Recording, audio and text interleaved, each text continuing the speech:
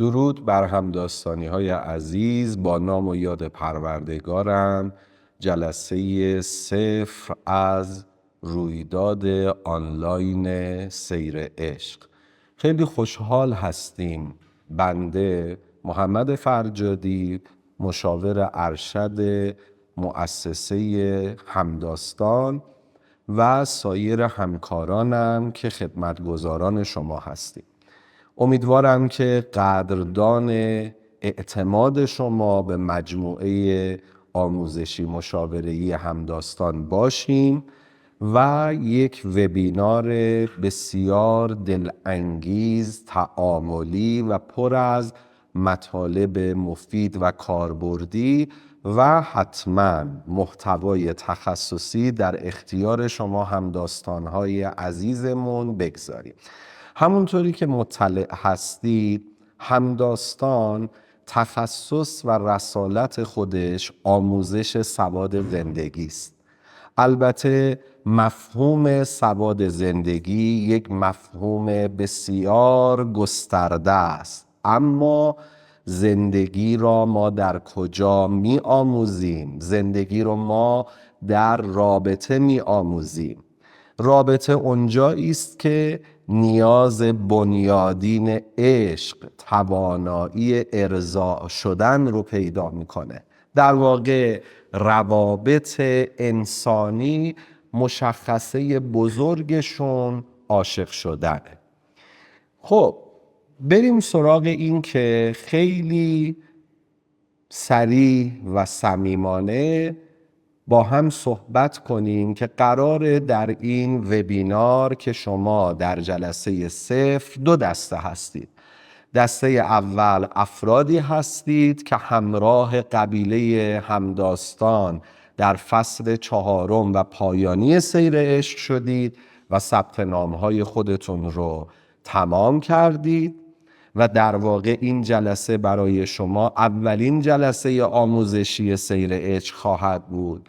و دسته دوم عزیزانی هستند که به ما اعتماد کردند و همداستان در این جلسه با همه وجودش پذیرای حضور میهمانان گرامیمون هست. خب ما در رویداد سیر عشق چه میکنیم؟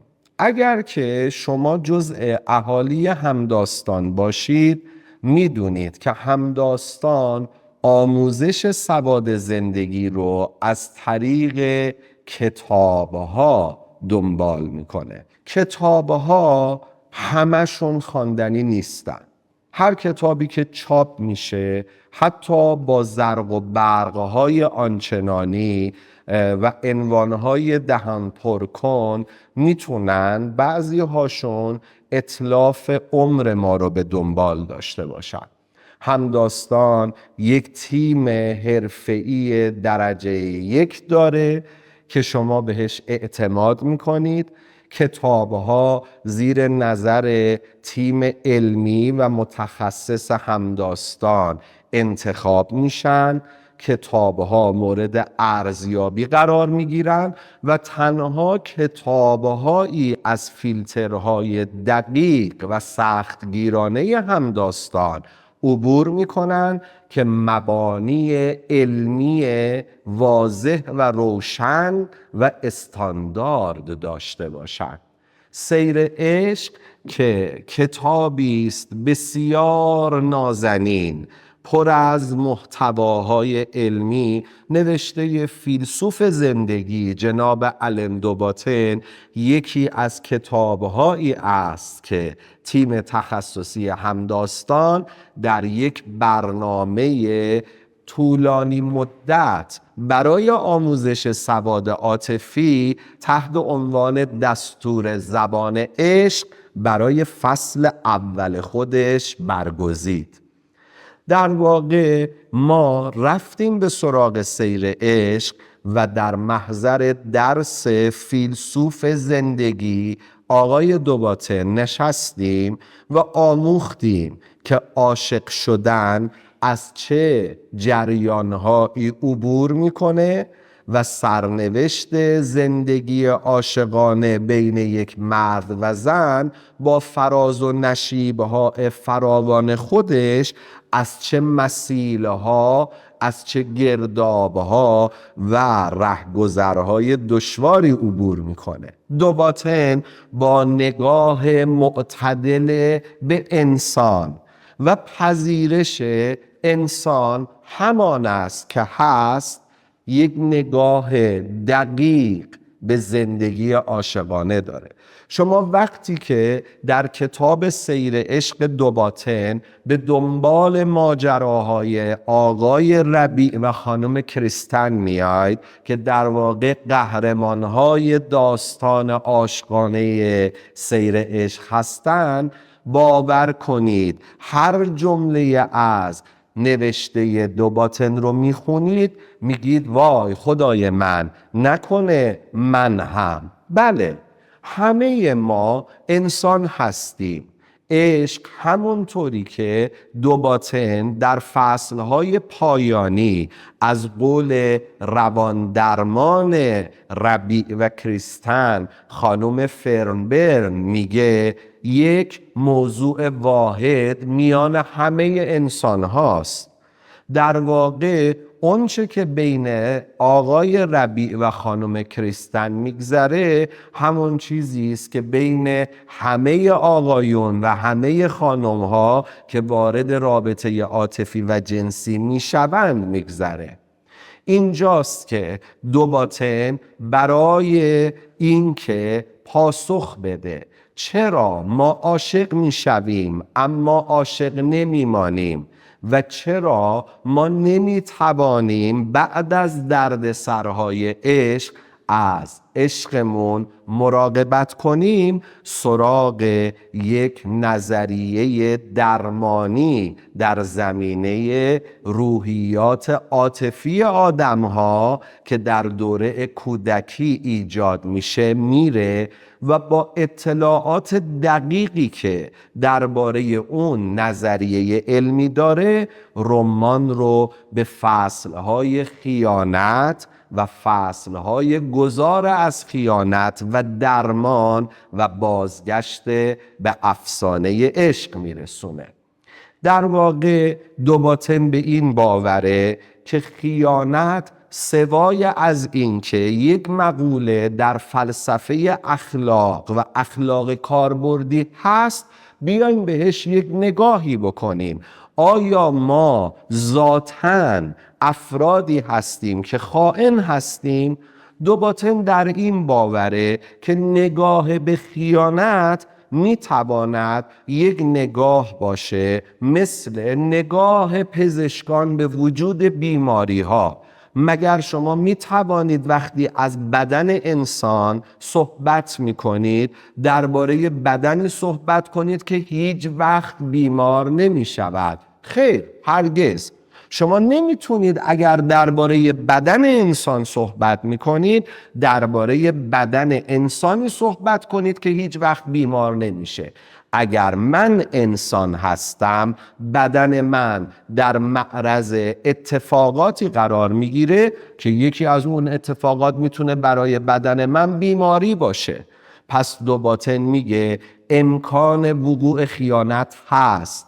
با انگهای اخلاقی به خیانت و سرکوب کردن خیانت و اینکه درباره خیانت نباید صحبت بشود، شما نمیتونید راه حل‌های علمی برای خیانت نکردن پیدا کنید. اینجاست که دوباتن با شجاعت سراغ مقوله خیانت میره و میگوید خیانت اتفاق میفته. حالا چرا خیانت اتفاق میافتد؟ اینها پاسخهایی است که از قلم شیرین دوباتن با بیانهای علمی و تخصصی من خواهید شنید. خب من برم سراغ این داستان که ببینیم چه خبر هست در پروفایل من. خب من یک عرض ادبی داشته باشم به بچه هایی که اومدن.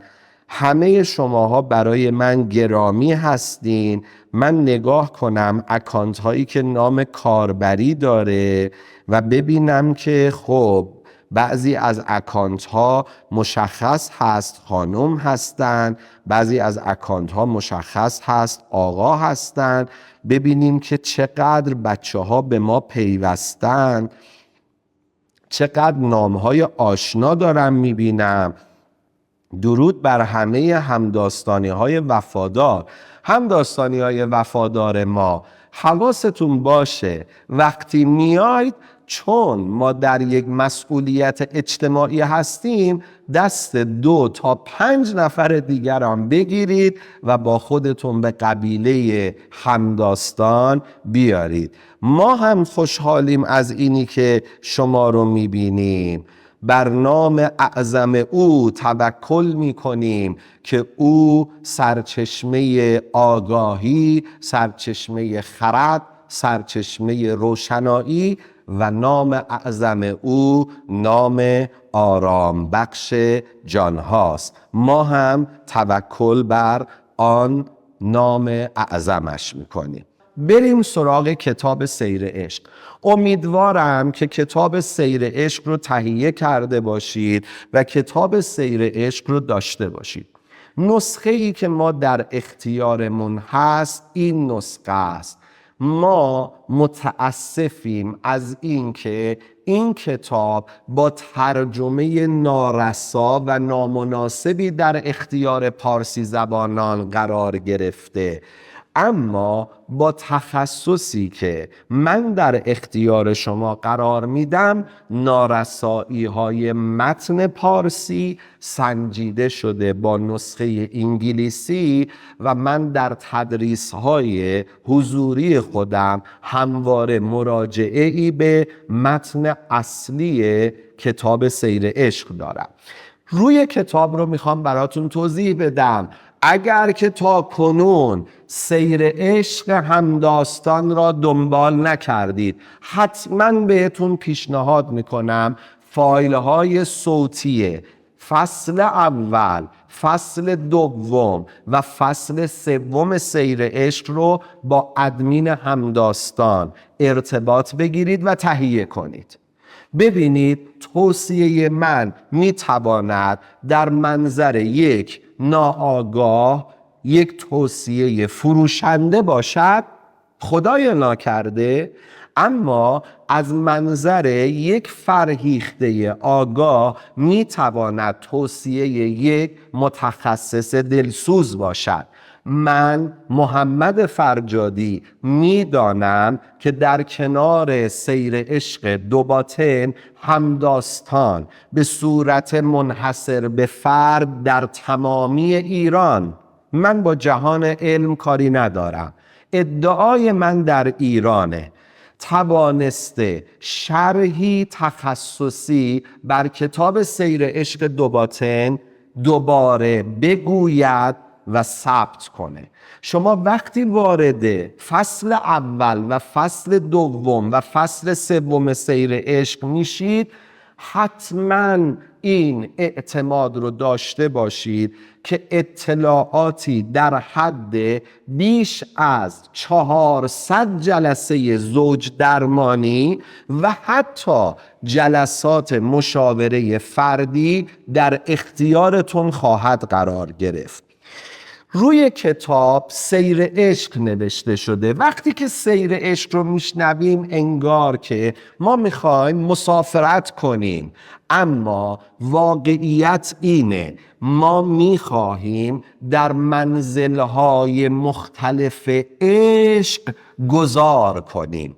از تصویر عشق رمانتیک که همه چیز گل و بلبله، من عاشق تو هستم و تو هم عاشق من هستی و ما عاشقانه تا آخر عمر با هم زندگی می کنیم و آنان این چنین با هم زندگی کردن و به خوبی و خوشی و باقی داستان.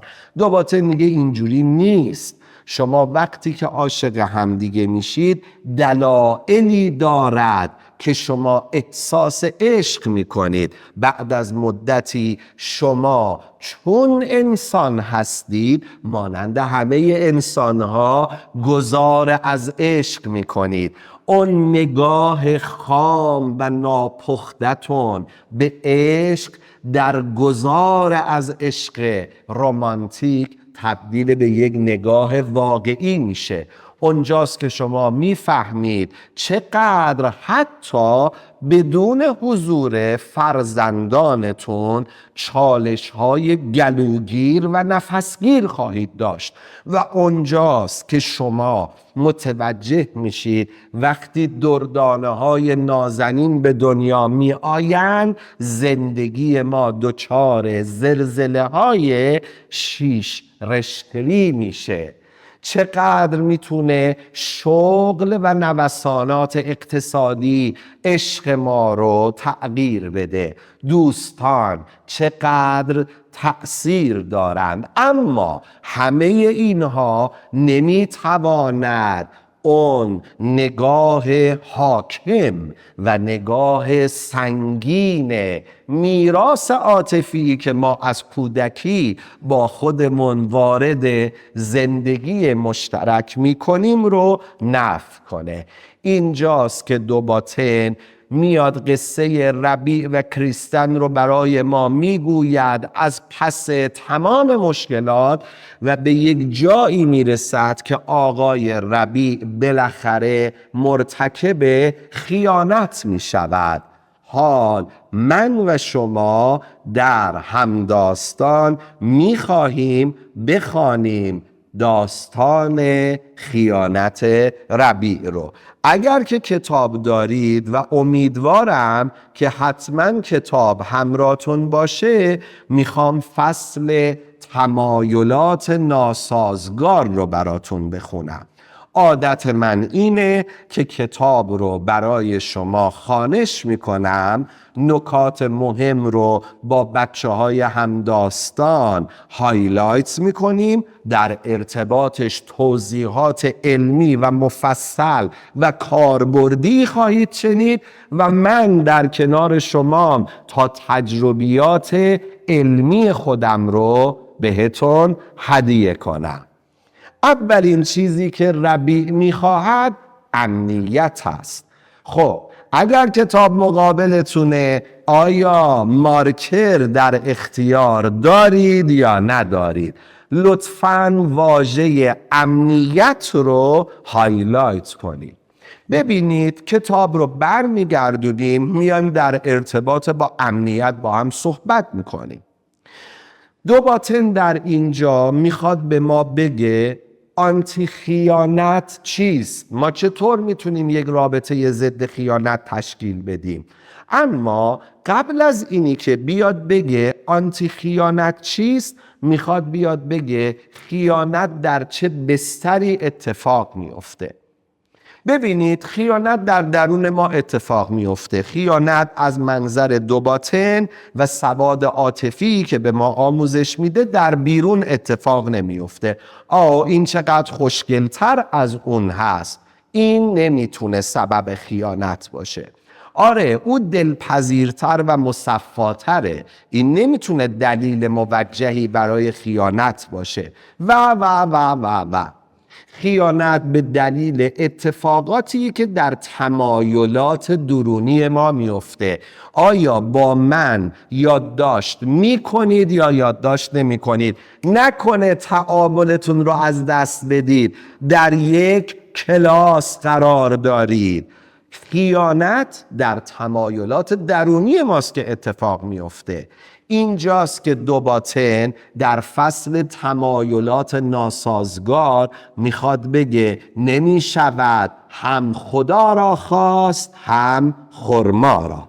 اما بریم سراغ امنیت که بهتون وعده دادم. واقعا ما چرا ازدواج میکنیم؟ هدف از ازدواج چیه؟ به همون اندازه‌ای که در کودکی از ما سوال میکردن که چه کاره میخوای بشی و ما سوالاتی رو این گونه پاسخ میدادیم. دکتر میخوام بشم، مهندس میخوام بشم، خلبان میخوام بشم مثلا. و جوابهامون خیلی بی ربط بود و معلوم نبود در آینده چی بشیم، در این که چرا ما ازدواج میکنیم، بین قبل از ازدواج و بعد از ازدواج پاسخهای ما خیلی تغییرات واقع بینانه ای میکنه. استوریهای همداستان رو حتما دنبال کنید. همداستان یک گروه تخصصی آموزشی سواد زندگیه. ما نمیگوییم مارکت نمی کنیم، اما می توانید هزینه های دوره های ما رو بسنجید و بفهمید که ما با چه سختی دست و پنجه نرم می کنیم تا پکیج های علمی و تخصصی با هزینه های در اختیار به شما ارائه کنیم. نکته من اینجاست، اگر استوریای همداستان رو دنبال کنی متوجه میشی همداستان یک رفیق دلسوز آموزش دهنده است و خوب بلده که آموزش چگونه باید تسهیل بشه. به این موضوع در استوریهای پیج همداستان در اینستاگرام برخوردی. آیا تو فکر می کردی که بعد از ازدواجت با این همه تعارض روبرو شده باشی؟ سوالات اینطوری بود، پاسخها برای ما تعجب آور بود. اکثر آدمها بسیار تعجب آورانه به این سوال پاسخ می دادن. اما قبل از اینی که به تعارضات برسیم باید بدونیم که ما برای چی ازدواج کردیم. در واقع من میخوام از پروفسور جان گاتمن نازنین که زوج درمانگر امریکایی بین المللی هست استفاده کنم و جواب گاتمن رو به شما بدم. اولین سنگ بنا در ازدواج احساس امنیته. حتما در جلسه اول درباره تعهد، اعتماد و وفاداری از من مطالب علمی زیادی خواهی شنید. واقعا تعهد تعریفش چیه و اینی که آقای فرجادی، خانم دکتر، آقای دکتر، خانم مشاور، آقای روان درمانگر، من به او اعتماد کردم. جواب این است شما اشتباه کردید که به او اعتماد کردید. اعتماد محصولی است که از سنجش تعهد به دست میاد و برای به دست آوردن اعتماد تو باید تعهد طرف رو بسنجی. آقای فرجادی ربطش به امنیت چیه؟ وقتی که تو از شریک عاطفی جنسی خودت با اون شرایطی که من به تو تدریس میکنم معتمد شدی و بهش اعتماد کردی، احساس خوب امنیت به دست می آید. امنیت حاصل تعهد و اعتماد و یک جمله است: وفاداری. وقتی که تو تعهد طرفت رو بسنجی میتونی بهش اعتماد کنی و بعد میتوانی به او حس خوب امنیت داشته باشی و او به تو احساس امنیت بده و این 3 کلمه میشه وفاداری. ما ازدواج نمی کنیم برای اینی که تو سر هم بزنیم. ما ازدواج نمی کنیم برای اینی که سفر کیش بریم، کمپ کنیم در جزیره هرمز، قشم بریم، آنتالیا بریم، استانبول بریم، سوئیس بریم. ما ازدواج نمی کنیم برای اینی که خونه بخریم. ما ازدواج نمی کنیم برای اینی که ماشین داشته باشیم. ما ازدواج نمی کنیم برای اینی که فرزند بیاریم. حتی در درس‌های فصل 2 سیر عشق خواهی شنید اگر گوش نکردی تا الان. ما ازدواج نمی کنیم برای اینی که تنها نباشیم. ما ازدواج می کنیم تا با یک وفادار زندگی کنیم. بزرگترین ثمره ازدواج رسیدن به حس خوب امنیته. بریم سراغ کتاب سیر عشق. فضای شنبه شبها در زمستان اغلب به طور خاص گرم و دوستانه است. هر 4 نفر اونها دور میز می نشینند و پاستایی را که کریستن پخته می خورند. 4 منظورش ربی، کریستن و فرزندان ربی و کریستنه. ویلیام پسر اونها هر میخنده و استر دخترشون آواز میخونه. بیرون تاریکه. ربی نانجو آلمانی محبوبشو میخوره. بعد نوبت بازی مونوپولیه و جنگ با متکا و حمام و در آخر قصه شب و خواب بچه ها. کریستن و ربی با هم به تخت خواب میرن تا فیلم تماشا کنن. مثل اون اوایل زیر لحاف دستان همدیگر رو گرفتن. عبارت کوتاه اما پر از معنای مثل آن اوایل رو هایلایت کنید. اگر که هنوز کتاب به همراه ندارید، در دفترچه یادداشت کوچیکتون اصلا داستان ما در فصل 4 که آنتی خیانته و اینکه یک رابطه چگونه ضد خیانت می شود همینه. آیا بچه ها، دخترها، پسرها، آقایون، خانمها، ثبت نامی ها و مهمان هایی که یقین دارم به ما میپیوندید، من میدونم که شما بعد از جلسه 0 وارد یک لینک ساده در زرین پال میشید و مثل آب خوردن تبدیل به یک دانش پژوه در دوره تخصصی سیر عشق میشید. اهالی همداستان در سیر عشق، حواستون باشه. آیا این عبارت رو شنیدید که تو دیگه آدم اول نیستی؟ آیا این عبارت رو شنیدید که ما اشتباه کردیم؟ آیا این عبارت رو شنیدید که زندگی ما دیگه اون گرمای اولیه رو نداره؟ همه ما این عبارت ها رو میشنویم. بیاد سراغ دانشی که من برای شما آوردم. آقای پروفسور جان گاتمن به همراه تیم تخصصی خودش در کتاب 8 قرار عاشقانه اونجا به ما آموزش میده. میگه اگر رضایت زناشویی رو همانند یک یو تصور کنید، در آغاز رابطه همه زن و شوهرها، همه شریکهای عاطفی جنسی در ابتدای یوی رضایت زناشویی هستند. بعد از گذشت سالها، سال اول، سال دوم، سال سوم و اون سال اساسی 5 با آمدن فرزندان، ما کم کم از صدر یوی رضایت زناشویی میایم پایین و در اون پایین‌های یو قرار میگیریم.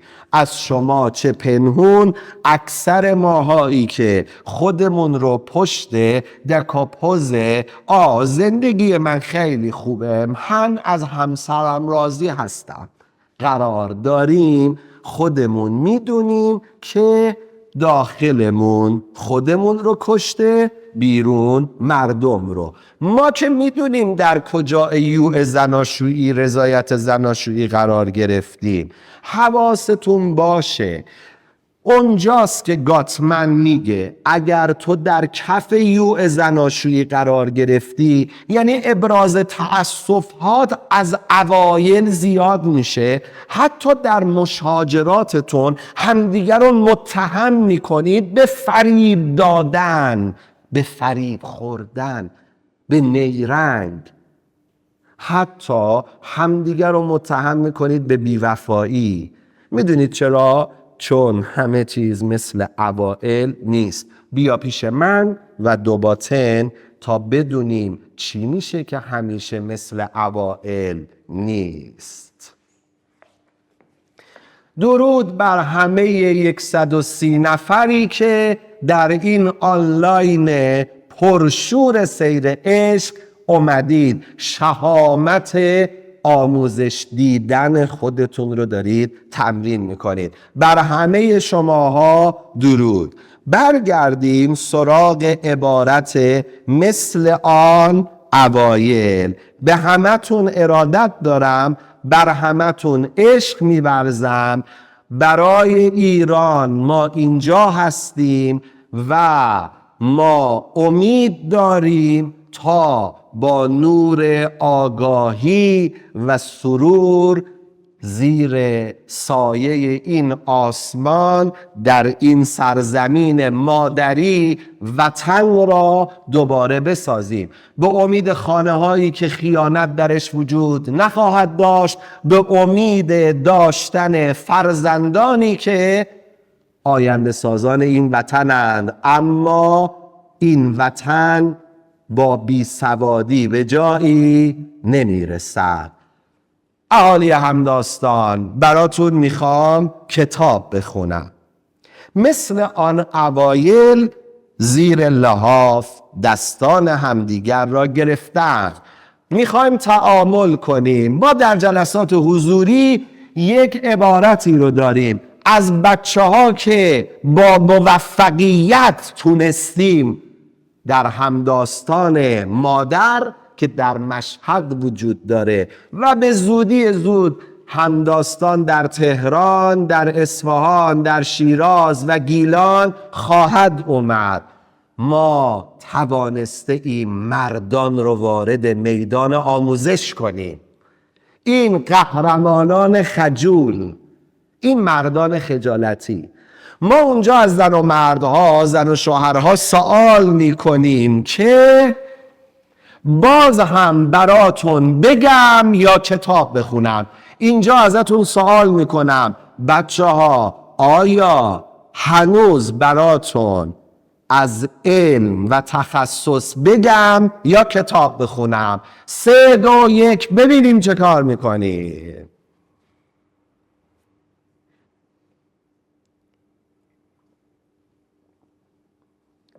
خب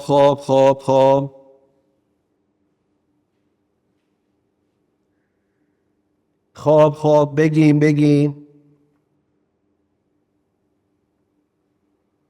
خب ببینید، در همان اوائل در 8 قرار عاشقانه یادداشت کنید کتابم میخونم. در همان اوائل در کتاب 8 قرار عاشقانه میگوید آنچه که شما را به هم متعهد میکند، آنچه اسباب افزایش اعتماد می شود و آنچه که برای شما امنیت می آورد، همین اتفاقات پیش و پا افتاده و همین کلمات پیش و پا افتاده است. میدونی چرا خیانت وارد رابطه می شود؟ چون مدت هاست دستان زنت را نگرفته ای و به زنت نگفته ای عزیزم خیلی دوست دارم که دستها تو را نوازش کنم. میدونی چرا خیانت اتفاق میفته؟ مگه فقط مردها خیانت میکنن؟ چون خیلی وقت هاست که دستها زنت رو نگرفتی و ندیدی که به خاطر کار در خانه یا به خاطر وظیفه مهم مادری ناخنهای او دچار نارسایی شده. نوازشش نکردی و نگفتی عزیزم میخوای سرم ناخن برات از داروخانه بگیرم؟ نشستی و مرطوب کننده به دست زنت نزدی. خیلی از وقتها دست مردمون رو دیگه نگرفتیم و نگفتیم عزیزم چرا اینقدر بدنت سرد شده؟ آیا چیزی تو رو رنج میده؟ در دل خودت نگه میداری؟ خیلی از وقتها یادمون رفته بشینیم به هم نگاه کنیم. خیلی از وقتها دیگه اونقدر از هم عصبانی هستیم که به چشمهای همدیگه نگاه نمی کنیم. همین کلمات پیش و پا افتاده، همین رفتارهای پیش و پا افتاده آنتی خیانت است. برگردیم سراغ کتابخونی که بچه ها دلشون میخواست. اگرچه حالا بقیه ماجرا خلاصه میشه در یک بوسه کوتاه هلهلکی وقتی تیتراژ پایانی فیلم پخش میشه و هر 10 دقیقه و هر 10 دقیقه بعد به خواب فرو رفته‌اند، خاطر جمع لای پتو. ولی ربی دلش ماجراجویی میخواهد. هایلایت میخونم اما اینجا هایلایت. اما ربی دلش ماجراجویی هم میخواهد. ساعت 6:30 یکی از آن عصرهای عالی تابستانی نادر در ادینبرو و خیابانهای شهر بوی ماشین و قهوه و خوراکیهای سرخ شده و سنگفرش داغ و هم آغوشی رو میده.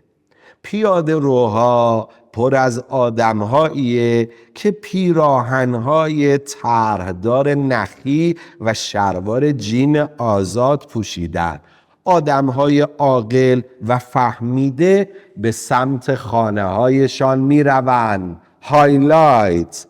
اما آنهایی که بیرون میمانند شبی پر حرارت و پر رمز و راز و پر از خوشگذرانی پیش رویشان است. جوانی با لباس تنگ از کنارش میگذرد و لبخند کوتاه مرموزی حواله او میکند و ظاهراً در یک لحظه همه چیز مهیاست.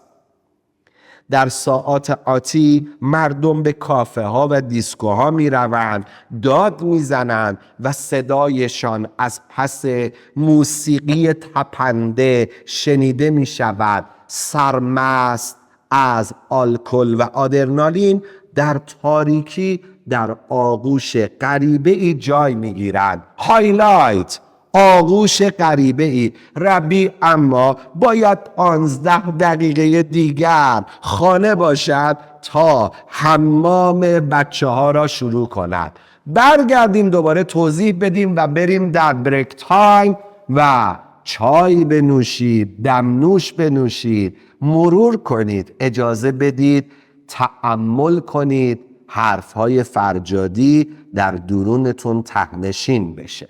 خب ببینید ربی دلش ماجراجویی هم میخواهد. اولین هایلایت چی بود؟ امنیت. اما امنیت تنها تمایل درونی ما نیست. ما دوست داریم که در کنار زنمون، در کنار شوهرمون، در کنار بچه هامون، زیر سقف خونمون امنیت رو تجربه کنیم. اما با ماجراجویی چه کار کنیم؟ سوال: مگر می شود آدم با زنش ماجراجویی کنه؟ خانم هایی که می توانند حکایت هایی پر از قصه و قصه از مرد زندگیشون داشته باشند و مردهای خسته‌ای که کارگرانی با بدنهای لهیده شده زیر چکش و اهرم پرفشار اقتصاد اجباری به خانه میان و دیگه نایی و نوایی برای سرودن عشق ندارند. خب پس آیا می شود با اون خانمی که منتظر است تا دستش به شوهرش برسه و کلی کوپن نسوخته داره برای قرقر کردن، برای گلایه کردن، خانوما لطفاً در 30 تا 60 دقیقه اول ورود همسرتون به خانه به کار او کاری نداشته باشید. دنبال اینم نباشید که الان شروع کنید برای من قصه تعریف کردن. به اندازه کافی اونقدر من مدافع حقوق زنان در 2 سال تلاش تخصصی در همداستان بودم که بعضی از رفقای آقایونمون یک کمی از ما دلگیر شدن. بپذیرید او حق دارد مغز مردانه اش را برای دقایقی خاموش کند. در اون دقایق او نمیتواند عاشق وش دور شما بچرخد، فیلسوفانه سوالات شما را آنالیز بکنه و همانند یک مرد فداکار و قهرمان بتواند به ریز جزئیات توجه کنه. او یک خسته است، احتیاج به استراحت داره. بریم سراغ باقی ماجرا. آیا می شود زن و شوهر با هم خوش بگذرانند و لذت جویی و ماجراجویی کنند؟ از منظر نگاه تخصصی ما در 8 قرار عاشقانه بلی، اما اینجا میخواد بگه حواسمون باشد. بله منم میدونم چرا که نشود، اما آیا میشود؟ چگونه میشود؟ میگه یک تمایل در درون آدم که این مرد خونه است میل به امنیته و یک تمایل در درون این آدم که میل به ماجراجویی. این دوتا با هم ناسازگاره. ربیع میداند آدمهای عاقل و فهمیده به خانه میروند و امنیت و ماجراجویی رو در خانه جمع میکنند، اما کوچه های شهر ما پر از آدمهایی هست که کارهای دیگر نیز میکنند.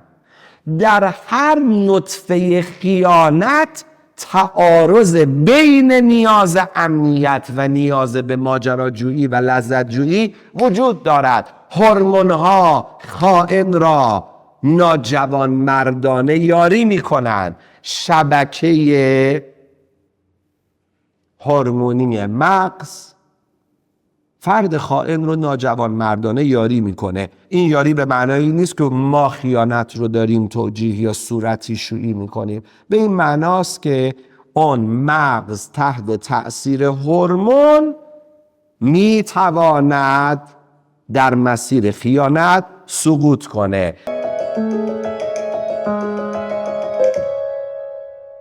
درودها با نام و یاد پروردگارم. ست دوم از جلسه 0 سیر عشق.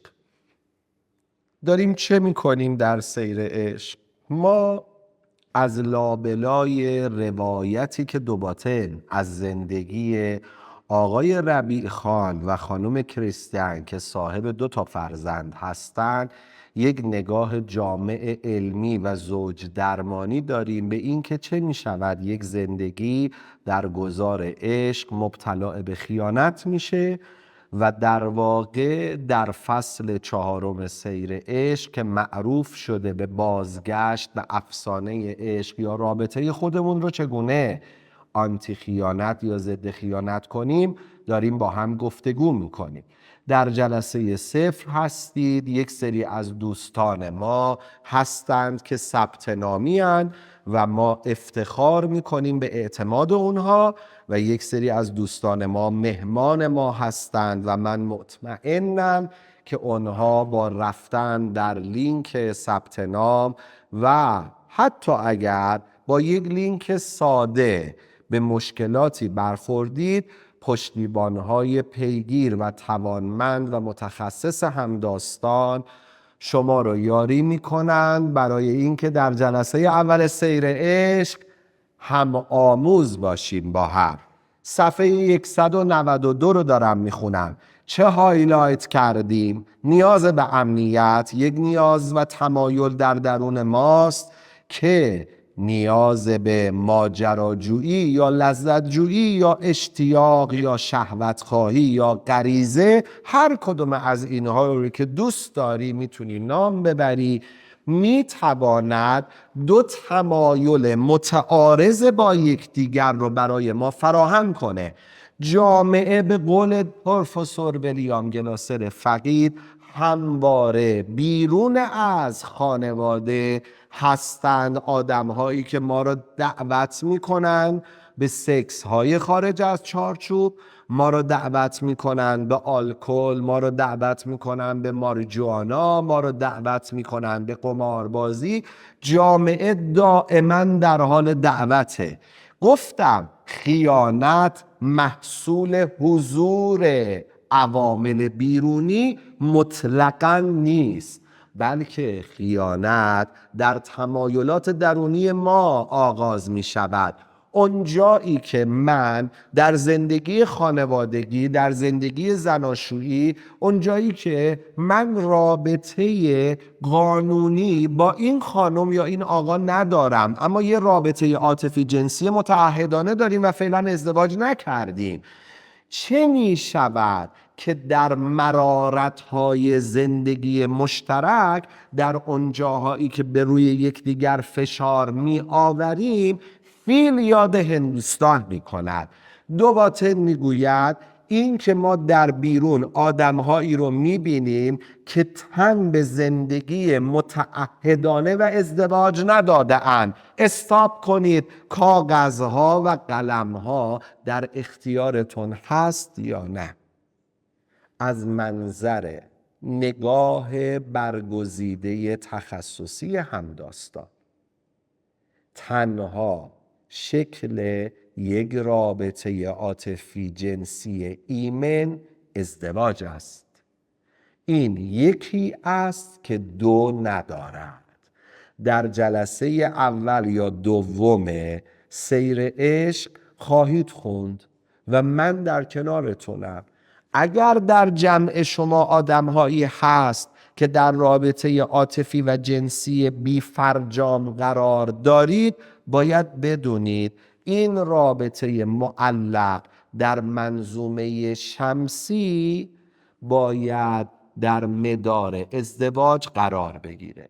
اتفاقا یکی از پاسخهایی که دو باطن اینجا به ما میده اینه: چرا با وجود دردسرهایی که ازدواج برای ما خواهد داشت، ما بایستی برای نگهداری امنیت روانی فقط تن به ازدواج بدهید؟ حالا بریم سراغ متن. نگاه کنید، میگه ربیع چی میشه که چشماشو باید به خوشگذرونی ها ببنده، برگرده خونه. حواستون باشه ربیع خیانت توپل هم کرده ها. در فصل رازها، اگر در اینستاگرام همداستان دنبال کننده مایید، میدونید من در اون قسمتی که از صداقت صحبت کردم داشتم فصل رازها رو تدریس میکردم برای بچه های حضوری. ربیع یک راز خائنانه پوشیده از همسرش رو داره. کرستن هم در انتقام از ربیع یه لغزشی کرده. آره، ربیع برمیگرده خونه. عادت دو باطن در رمان سیر عشق اینه بعد از اینکه جستارهایی رو از زندگی ربیع و کریستین بیان میکنه، شروع میکنه نظریات خودش رو بیان کردن. اما مترجم گرامی ما یک قلم ناواضحی در برگردان متن اصلی این آقای اتریشی به زبان پارسی داره. حالا ببینیم دو باطن یک نظری میده. این نظر مثل پتک صدای هولناک و لرزنده ای داره. گوش بدید ببینید چی میگم. سرنوشت زندگی رمانتیک ما اساساً اینه که غم انگیز و معیوب باشه. دو باطن یک کتاب دیگه ای داره که الان چاپش تموم شده. من در یک گروه درمانی 5 نفره اون کتاب رو دارم با افرادی که آسیب جدایی بهشون خورده، دچار فقدان زندگی زناشویی مشترکشون هستن کار میکنم. اون کتاب نامش در باب تربیت احساساته. دو باطن هوش هیجانی رو اونجا برای ما توضیح میده. من میخوام یه عبارتی از اونجا برای شرح و توضیح این سرنوشت زندگی رمانتیک ما این است که غم انگیز و معیوب باشد بگم. اگر با من محمد فرجادی و تیم همداستان همراه بشید، شما تبدیل به کتابخوارهای حرفه‌ای میشید. اونچنان شما کتابخواری جزء عادات زندگی روزمرتون میشه که دیگه باورتون نمیشه اینقدر میشود حرفه‌ای کتابخوار شد. زندگی حرفه‌ای من در سابقه 15 سال در بالین انسانها نشستن به من یاد داد تا میتوانی کتاب بخوان و یاد بگیر و بیاموز و متواضعانه همواره دانش آموز باش و تمرین کن. دوباتن در باب تربیت احساسات چی میگه؟ میگه ته لیوان زندگی تو همیشه رنج ته‌نشین میکنه. سبزی خوردن رو میشه شست، توت فرنگی رو هر کار که بکنید آخر ظرف اون توت فرنگیتون که دارید میشورید همواره یه رسوباتی وجود داره. ممکنه شنهای ریز باشه، ممکنه اون پرزهای ریز یا دانه های ریز لابلای بافت خوشمزه توت فرنگی باشه. زندگی رمانتیک ما سرنوشتش اینه، همیشه یه جای زندگی میلنگه. این درس فلسفی است که دوباتن داره به ما میده. یه نکته از دوره حضوری سیر عشق تقدیم به شما: با شریک عاطفی ازدواج کنید که جهان فلسفی دارد، فکر میکنه، میاندیشه، نظر داره، همه چیز را با متر پول اندازه نمیگیره. جزء اون دست آدم ها این نیست که نارسیسیست مزمن و بیمارگونه دارن و ممکنه سادیسم و دیگر آزاری هم داشته باشن و به قول اهالی خراسان جزء اون دست آدم هایی هن که میگوین ما که مشکلی ندارم، تو اگه مشکلی داری خودت میدونی. با این دسته از آدم ها زندگی خیلی ملال آورتر میشه. هر کار که بکنید باید به این نکته مهم فلسفی برسید: زندگی یک جایش میلنگه.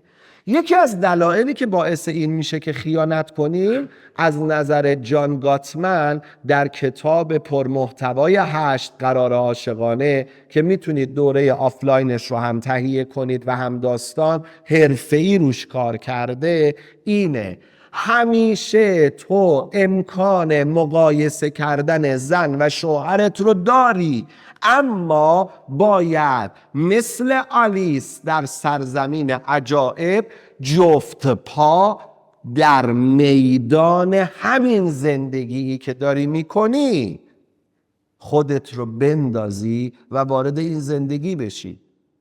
این یه چیزی داره که اون نداره، فردا به اون چیز که برسی باز اون یه چیزی داره که اون یکی دیگه نداره. دنبال یک عشق تمام عیار نباشید. ازدواج یعنی جمع شدن و پیوند دو نظام باورهای متفاوت، ویژگی‌های شخصیتی متفاوت، تربیت‌های متفاوت، میراث‌های عاطفی متفاوت، نیازهای بنیادین شخصیتی متفاوت و ضعف‌ها و نقص‌های متفاوت. این اگر این نقص رو داره دیگری نداره، اون دیگری یه نقص دیگر رو داره که این نداره یا اون نداره. تو نمیتوانی به یک نسخه بی نقص و بی عیب از زندگی مشترک دست پیدا کنی. رابطت رو اینطوری ضد خیانت کن. سکوت هم معنا داره. فقط در یک جا تو میتوانی سراغ طلاق بری، اونجاست که زیر نظر یک متخصص آگاه رابطه تو اونقدر سمی شده باشه که امکان ادامه اون برای تو میسر نباشه.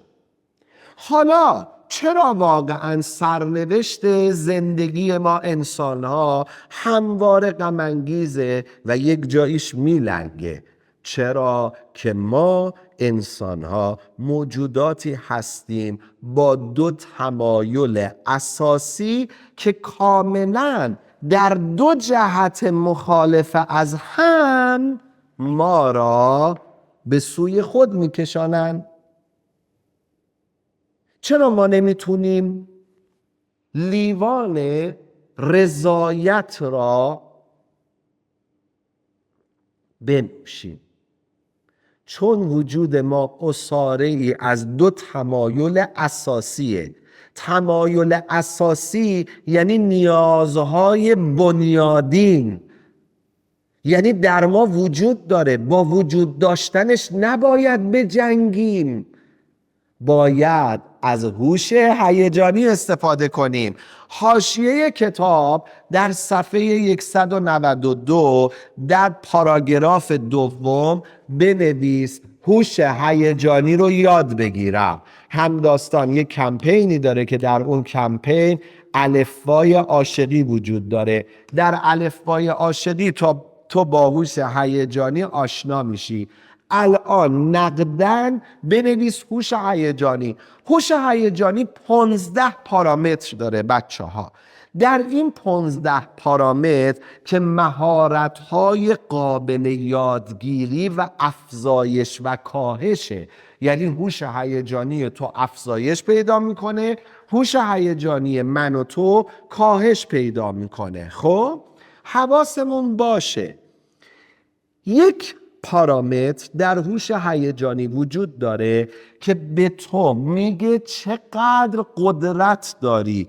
وقتی تمایلات ناسازگار در تو شروع میکنن به تولید هیجان، تو خودت رو از افکارت، از تکانه‌هات، تمایلاتت جدا کنی و حتما مطابق هیجانی که الان داری عمل نکن. با این حال دو باطن میگه بدتر از آن، یعنی از چی؟ از اون دو تمایل ناسازگار، امنیت و لذت و ماجراجویی که در درون ما هر کدوم ما رو به جهت مخالف خودشون میکشونن. اینا رو باید یاد بگیریم تا با هم دعوا نکنیم. اینا رو باید یاد بگیریم تا با هم دعوای منصفانه کنیم. اینا رو باید یاد بگیریم تا زود همدیگر رو تهدید به ترک رابطه نکنیم. اینا رو باید یاد بگیریم تا برای شناخت هم دوباره تلاش کنیم. بچه هایی که اینجا اومدید، من به شما تعهد میدم اگر دوره 4 سیر عشق رو بیای، بالای 50% مشکلاتت رو به حل شدن میره. من به تو تعهد میدم اگر 4 فصل سیر عشق رو شرکت کنی، اصلا تو یه آدم دیگه ای میشی که خودت باورت نمیشه. دارم میگم من به تو تعهد میدم. تجربیات بالینی من داره میگه. حالا چرا اینو بهتون گفتم؟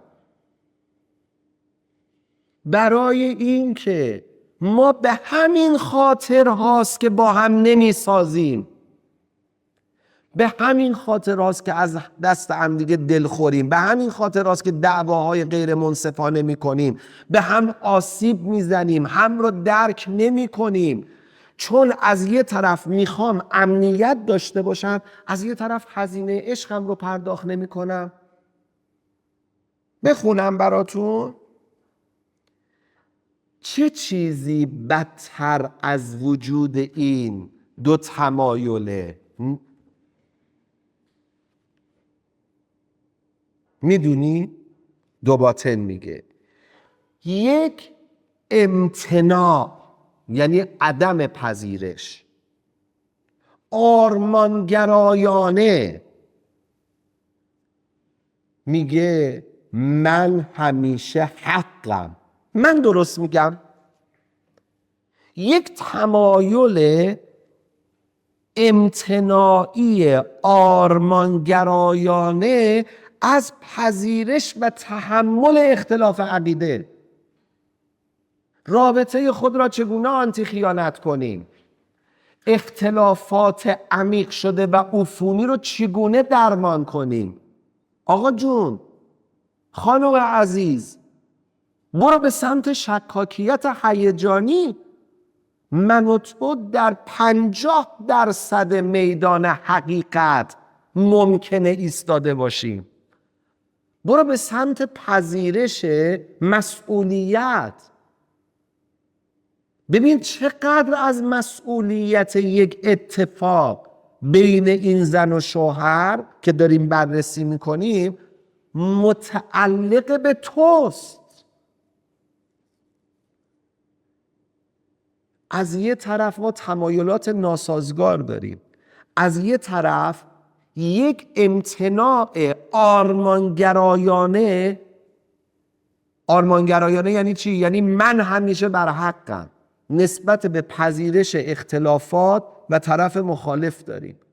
رابطه زناشویی رابطه عاشقانه، وقتی رابطه عاشقانه و زناشویی موفقی میشه که من و تو تحمل تفاوت‌های همدیگر رو داشته باشیم، همش نخواهیم رابطه به یک سمت برود که فقط او حرف بزند و او ساکت باشد، او بخواهد و این نخواهد.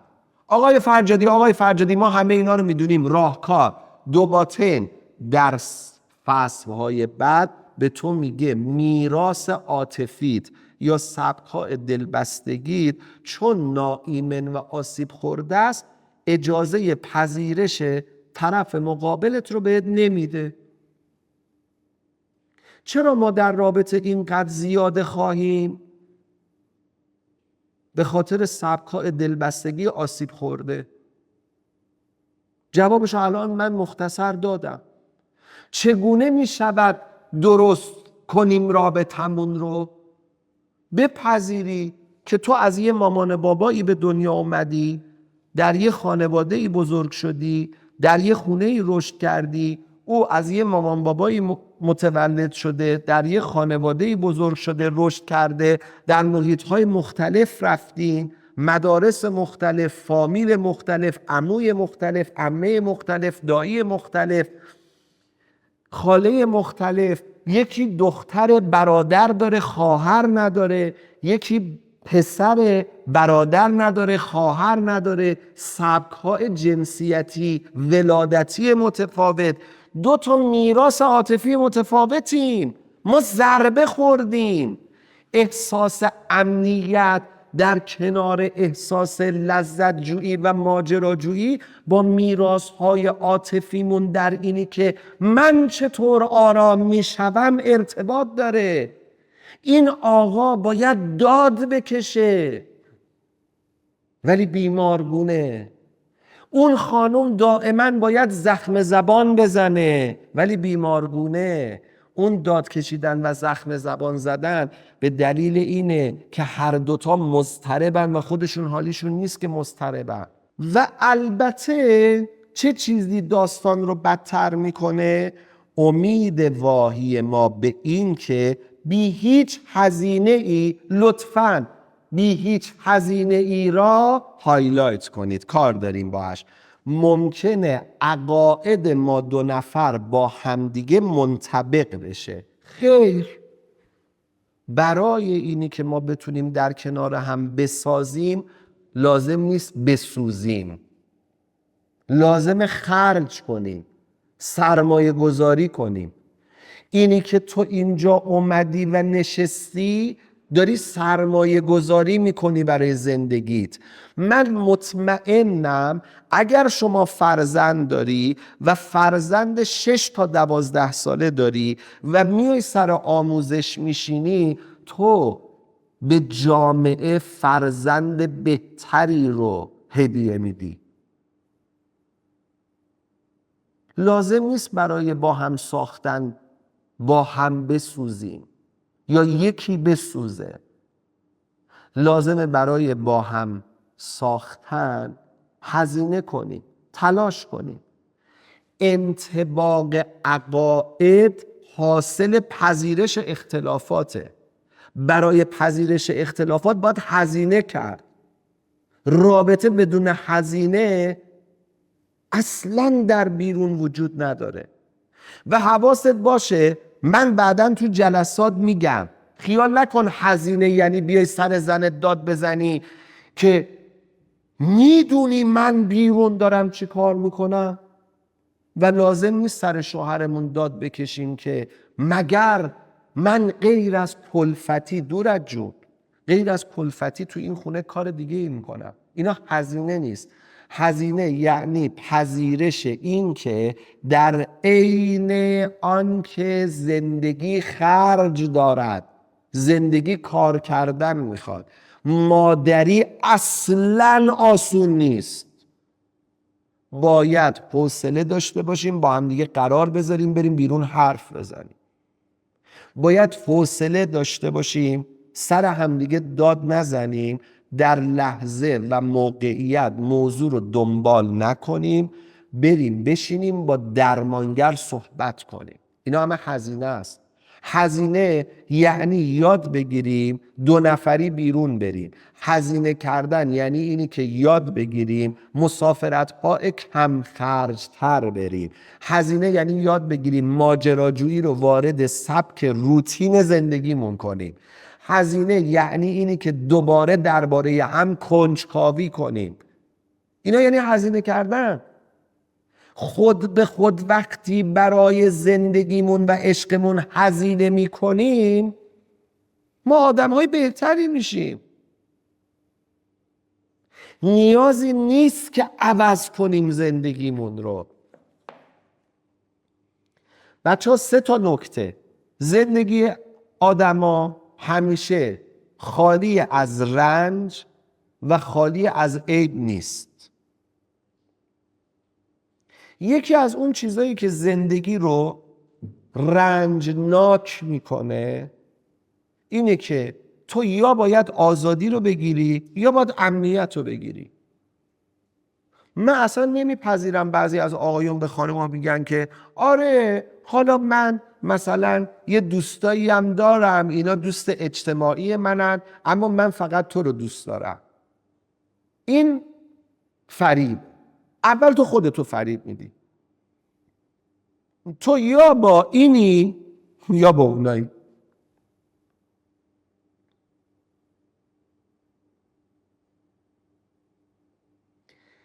ببین یه پیجی رو من تو اینستاگرام دیدم، میخوام براتون خیلی صادقانه حرف بزنم. خیلی از طرف خوشم اومد. چپ تراش، انگشتر طلا دستش میکنه، کرواتیه، بعضی از وقتا کروات نمیزنه، یقه‌شو تا اینجا باز میذاره، ولی خیلی آدم آرومیه. یه چیزی میگفت لطفاً مشروب الکل نخورید و اگر در یک رابطه متعهدانه هستید در مهمونی نرید. اینی که من با این توی مهمونی برقصم، من با اون توی مهمونی و برقصم و بگم این نگاه های سنتی دورش گذشته دیگه. ببین طرف توی تورنتو نشسته و میگه عزیزان من با مهمونی ها و مشروب خوردن فاتحه زندگیتون رو نخونید. یا من در بند توام یا میخوام سوت بزنم راه برم. خلاص حافظ از آن زلف تابدار مباد که بستگان کمند تو رستگارانند. ما باید دل به یکی بسپاریم. 2، بعد از این تمایلات ناسازگار ما امتناع میکنیم از اینی که قبول کنیم من بر حق نیستم، منم مسئولم. 3، ما در زندگی مشترکمون قائل به هزینه نیستیم، اما زندگی مشترک بدون هزینه اتفاق نمیفته. ادامه رو براتون بخونم برای بچه‌ها.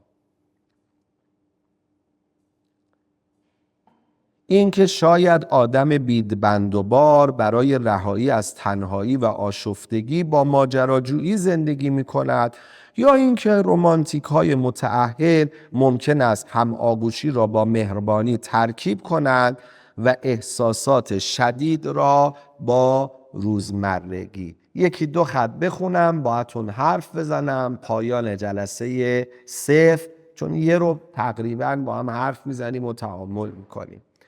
لرن به ربی پیام میده تا از او درخواست کنه در صورت امکان گاهی با هم آنلاین حرف بزنن.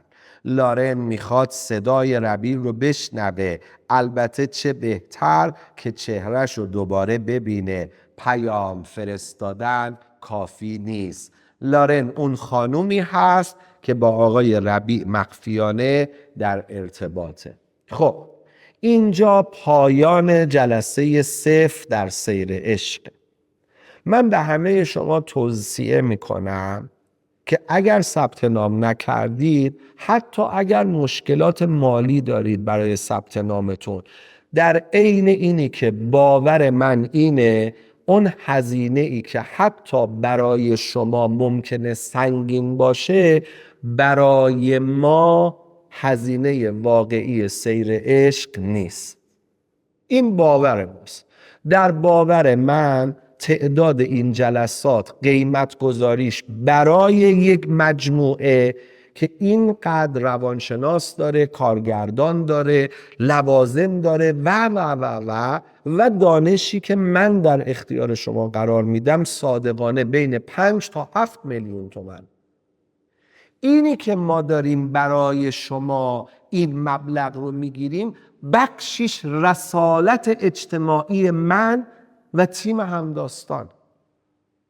ما هیچ وقت نیامدیم و هیچ وقت نخواهیم آمد مثل بعضیا به شما بگوییم آی ما بدبختیم، آی ما بیچاره‌ایم، آی اینجوریم.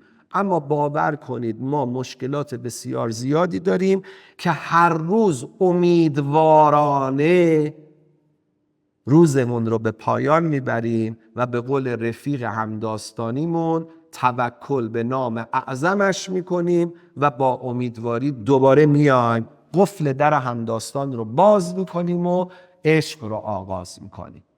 حتی اگر مشکل مالی داری، تیم همداستان در کنارت، با پشتیبان تماس بگیر و ببین چگونه میتوانی خودت رو وارد این آموزش کن. اون چه که من امشب به شما گفتم 1 از 1000 بود. 999 تا چیز را تو نشنیده ای. چه میخواهم بگویم؟ درمان سبک‌های دلبستگی. من در کنارتم در تمام این 10 جلسه. پشتیبان‌های ما هستن. تو وارد یک گروه تخصصی میشی. جزء اهالی قبیله همداستان میشی.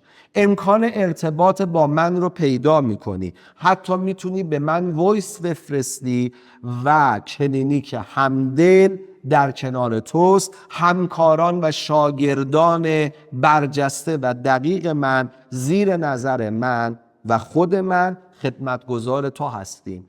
مشاوره تحصیلگری در آستانه جدایی، طلاق، زوج درمانی، تمام اینها ثمرات اینه که امشب دست من رو بگیری و وارد سیر عشق بشی. خب من کامنت را میخوانم و به چندین سوال که به صورت برگزیده ممکنه سوالات اکثریت شما باشه، با جایگاه علمی خودم جوابگو شما هستم. درباره اینی که خیانت رو میشه بخشید یا نه جلسه آینده حرف میزنیم. خیر، خیانت رو راحت نمیشه بخشید.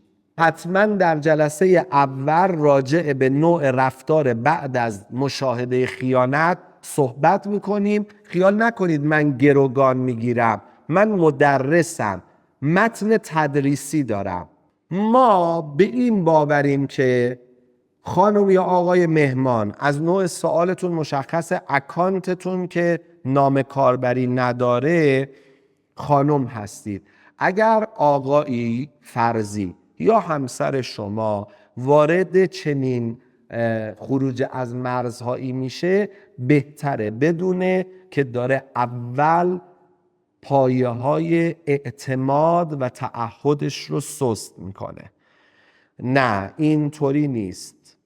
رابطه سمی فقط با درمان میشود. در فرض سوال شما یادتون بره، فقط درمان رو بهتون پیشنهاد میکنیم. قطعا این دور مناسب مجردها است.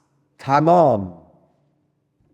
به قول ترک ها تمام. بزرگترین چیزی که چرخه خیانت رو در آقایون و خانم‌ها مکررن فراهم میکنه اضطرابه.